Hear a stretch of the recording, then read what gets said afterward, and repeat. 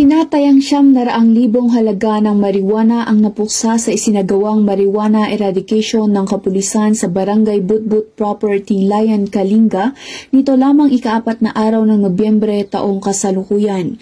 Matagumpay ang operasyon dahil sa pinagsamang pwersa ng 2nd Kalinga Provincial Mobile Force Company, pangkat ng Revitalized Police sa Barangay Tinglayan Municipal Police Station, Provincial Drug Enforcement Unit at PIDEA Kalinga.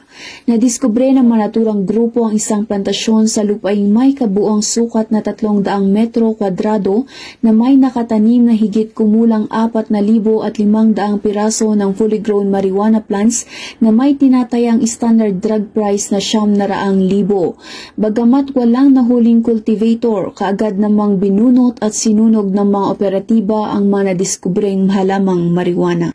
Mula dito sa probinsya ng Benguet, ako ang inyong PNN correspondent Patroluman Febelin Codiam, alagad ng batas, tagataguyod ng Balitang Pulis.